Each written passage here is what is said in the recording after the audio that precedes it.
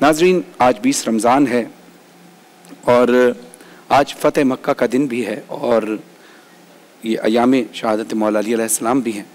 तो आज तफसीली गुफ्तगू हम उलमा कराम से करेंगे, लेकिन इब्तदा में एक और मौजू जो दौरे हाजिर में हमारे मुल्क पाकिस्तान में है उसके हवाले से थोड़ा सा आपसे जिक्र करता चलूँ, फिर हम उलमा कराम की तरफ चलेंगे। नाज़रीन, मुल्क पाकिस्तान इस वक्त बहरहाल एक ऐसी कंडीशन में है कि यहाँ के इकॉनमी हालात बहुत ख़राब हैं, यानी गरीब मुल्क तसव्वुर किया जाता है, लेकिन उसके बावजूद भी पाकिस्तान के लोग भी और मुल्क पाकिस्तान भी अल्हम्दुलिल्लाह आज भी अगर कभी मदद करने की कोई ज़रूरत पड़ती है तो मुल्क पाकिस्तान सबसे आगे आगे रहता है और पाकिस्तानी सबसे आगे आगे रहते हैं अल्हम्दुलिल्लाह।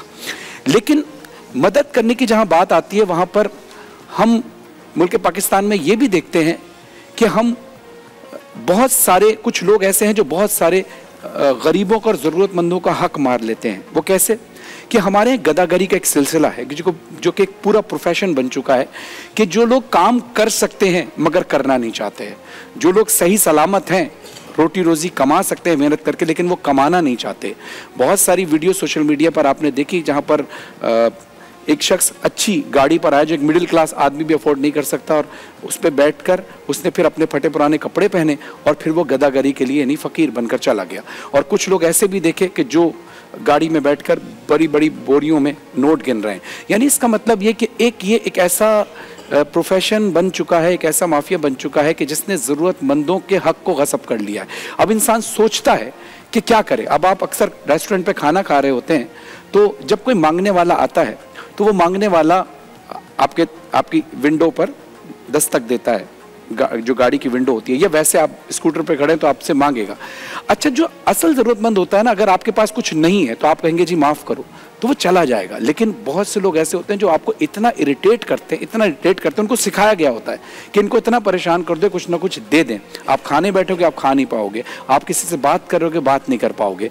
तो ये वो लोग होते हैं। और कुछ लोग वो होते हैं कि जो हकीकत में ज़रूरतमंद होते हैं, जो सफ़ेद पोश भी होते हैं, और कुछ जो अपनी इज्जत नफ्स को मजरू करने के बाद भी, यानी अपनी ज़ात को मारने के बाद किसी के आगे हाथ फैलाते हैं। वो बहुत मजबूरी की हालत होती है। हमें किसी को इस मजबूरी की हालत में नहीं लाना चाहिए।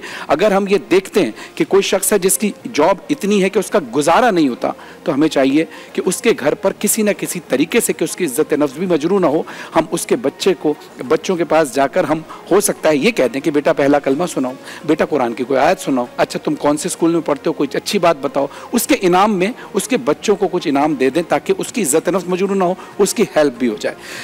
और हम ये भी देखते हैं कि बहुत सारे ऐसे लोग हैं जिनका एक तो गदागर जो प्रोफेशन, उनकी बात नहीं कर रहा। अब बहुत सारी जगह पर हम डाउट में आ जाते हैं कि यार हम क्या करें, क्या ये ज़रूरतमंद है या नहीं है, क्योंकि रसूल खुदा सल्लल्लाहु अलैहि वसल्लम की हदीस का मफहूम है कि ज़रूरतमंद को तहकीक करके दो।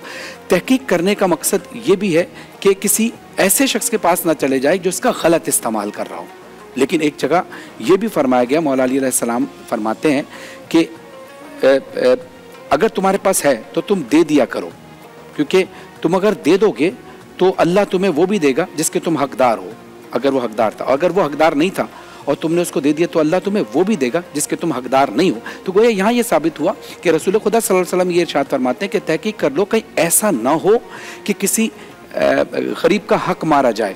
और मौला अली अलैहिस्सलाम जिस हवाले से कह रहे हैं वो भी इसी बात को आगे बढ़ा रहे हैं, यानी रसूल खुदा सल्लल्लाहु अलैहि वसल्लम से ही मौला अली अलैहिस्सलाम ने इल्म लिया। वो रसूल सल्लल्लाहु अलैहि वसल्लम की इसी बात को आगे बढ़ा रहे हैं कि अगर इसके बाद भी तुम्हें किसी शख्स पर यह डाउट हो कि जिस पर तुम्हें तहकीक कर ही ना पा रहे हो, फिर दे दिया करो, फिर मदद कर दिया करो, अगर तुम्हारी तहकीक में ये साबित नहीं हो रहा वो ज़रूरतमंद है या नहीं है।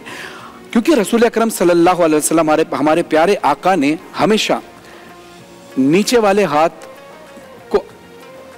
कमतर कहा है और ऊपर वाले हाथ को अफजल कहा है कि हमारा हाथ हमेशा ऊपर रहना चाहिए। हमारा हाथ अगर फैले तो सिर्फ अल्लाह के आगे फैले, किसी बंदे के आगे ना फैले। और क्योंकि अयाम शहादत मौला अली अलैहिस्सलाम भी है, तो एक छोटा सा वाक़या इस हवाले से मैं पेश करता चलूँ। जब मौला अली अलैहिस्सलाम की को ज़रब लगी है ना 19 रमज़ान को, तो 20 रमज़ान को हुआ क्या, 20 रमज़ान को जब ये बातें पता चलने लगी ना, तो कूफे के इलाकों से बहुत सारी ख़वातीन और बच्चे जो है ना रोते पीटते आए कि ये हमारे 2 दिन हो गए, हमें कोई पूछने नहीं आया, 2 दिन हो गए हमारी किफ़ालत जो करता था वो शख्स नहीं आया। और फिर लोगों से पूछा गया कि ये सानिया क्या हुआ है, तो कहा एक शख्स है जो रसूल खुदा सल्लल्लाहु अलैहि वसल्लम के दामाद भी हैं और रसूल खुदा सल्लल्लाहु अलैहि वसल्लम के वसी भी हैं, और वो मौला अली हैं जिनको ज़र्ब लगी। तो फिर जब बात खुली तो लोगों ने कहा कि ये वही तो नहीं जो हमारे यहाँ नकाब डालकर आते थे और रात के अंधेरे में खाना देकर जाते थे, ये वही तो नहीं जो हमारी किफ़ालत करते थे और अपना नाम नहीं बताते थे। जब ये पता चला तो इस बात से हमें ये सबक मिलता है कि कुछ नेकियां की जाती हैं ऐलानिया और कुछ नेकियां की जाती हैं छुपा के। छुपा के जो की जाती हैं वो इसलिए कि गुरूर पैदा ना हो, और ऐलानिया इसलिए की जाती हैं कि ताकि दूसरों को तरगीब और तबलीग करने का मौका मिल सके। तो अगर हम रसूलुल्लाह सल्लल्लाहु अलैहि वसल्लम और अहले बैत अलैहिमुस्सलाम की ज़ात से अगर सीखना चाहें तो हम अपनी ज़िंदगी को जिला बख्श सकते हैं।